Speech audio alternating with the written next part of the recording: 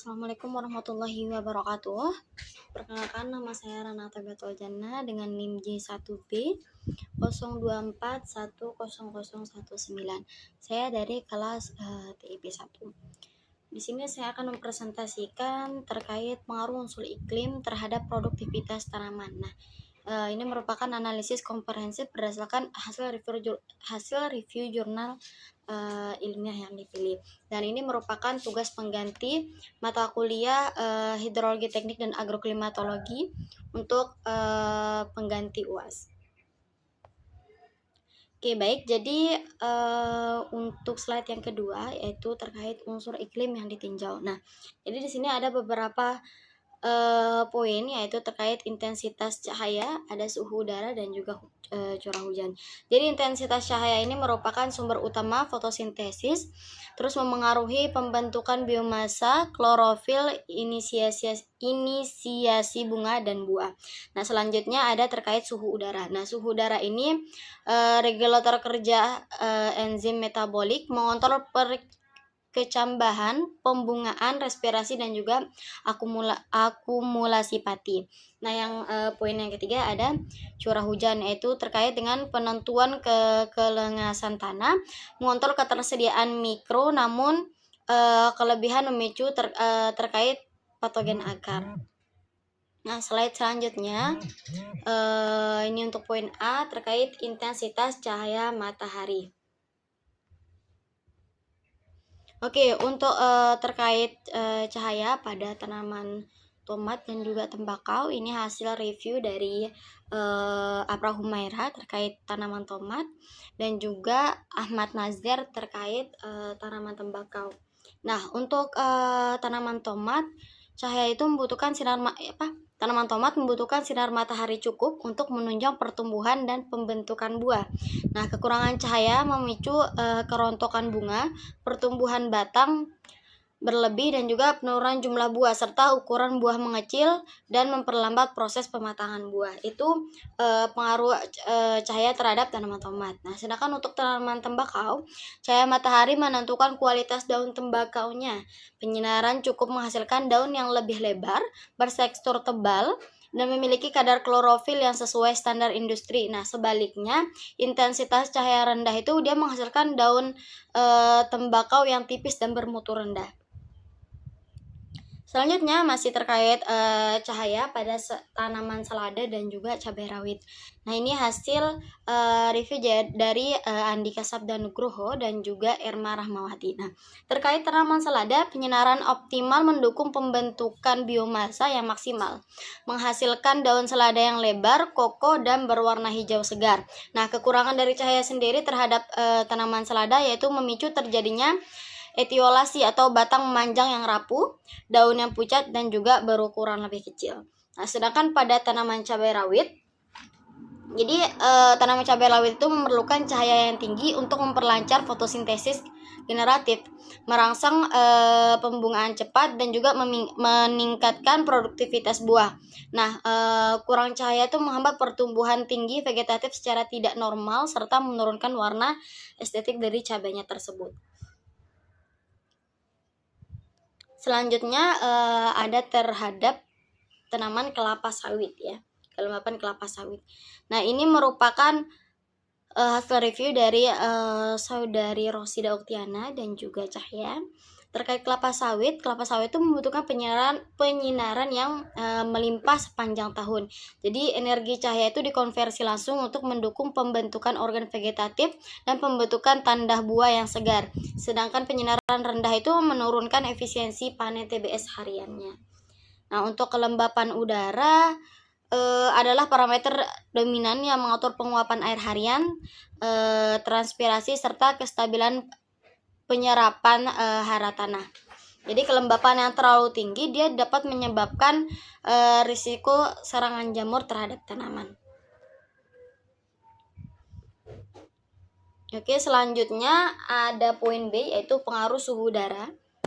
Jadi kajian termal lingkungan terhadap inisiasi benih, perkecambahan, laju respirasi seluler, dan sterilitas bunga. Nah, pada slide selanjutnya ada pengaruh suhu terhadap tanaman jagung. hasil review dari Saudara Abdul Aziz, stroberi, dan juga ubi jalar. Oke, baik, untuk tanaman jagung sendiri, suhu itu mengendalikan enzim metabolisme dari berkecambah hingga panen. Nah, suhu optimal mempercepat enzim, suhu ekstrim mengganggu fase generatifnya. Nah, sedangkan pada tanaman stroberi, dia itu memerlukan suhu sejuk dari 17 hingga 25 derajat Celcius. Nah, suhu yang berlebih ini memicu respirasi yang tinggi yang menurunkan pasokan karbohidrat buah sehingga buah itu menjadi kecil dan kurang manis. Itu pengaruh suhu terhadap tanaman stroberi. Sedangkan terhadap tanaman ubi jalar, jadi suhu hangat itu dia mengoptimalkan fotosintesis untuk ditranslokasikan menjadi pati umbi. Jadi suhu yang ekstrim itu mengganggu pembentukan umbi dan menurunkan ukuran panen. Jadi suhu itu dia sangat berpengaruh terhadap pertumbuhan tanaman. Selanjutnya ada terhadap tanaman umbi kayu dan juga padi. Nah, pada umbi kayu sebagai tanaman yang tropis, jadi umbi kayu itu membutuhkan kondisi yang hangat untuk memacu pertumbuhan akar dan juga batangnya. Namun, suhu yang terlalu tinggi dia meningkatkan kehilangan air transpirasi secara berlebih yang berisiko menimbulkan stres fisiologis pada tanaman umbi kayu. Nah, sedangkan pada tanaman padi ini suhu dari perkecambahannya tuh hingga pengisian bulir dari padi tersebut. Jadi panas yang ekstrim pada fase pembungaan itu mengganggu fertilisasi alami yang menyebabkan sterilitas bunga atau padi hampa sehingga menurunkan total panen. Jadi pengaruh suhu terhadap tanaman padi itu juga sangat penting, karena jika suhu yang terlalu panas dia dapat menyebabkan penurunan total panen. Baik, poin C, pengaruh curah hujan ya. Jadi di sini masih terhadap tanaman stroberi, cabai, dan juga padi. Jadi curah hujan yang terlalu tinggi meningkatkan kelembapan udara makro yang memicu penyebaran spora penyakit jamur, pembusuk daun dan buah. Jadi ketika intensitas curah hujannya terlalu tinggi terhadap tanaman stroberi itu, dia dapat menyebabkan pembusukan daun dan juga buahnya yang dapat memicu penurunan dari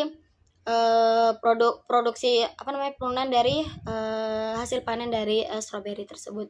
Selanjutnya ada cabai, yaitu genangan air akibat hujan berlebih mengurangi pasokan oksigen di zona perakaran yang memicu rontoknya buah dan juga bunga secara masif. Itu sangat sering terjadi ketika hujan itu terus-menerus jatuh atau intensitas hujannya yang berlebih terlalu banyak. Jadi kadang-kadang petani cabai itu banyak kerugian karena sedikitnya oksigen yang didapat oleh tanaman cabai di bagian perakarannya itu, sehingga dia buah dan bunganya itu terkadang sering rontok sendiri.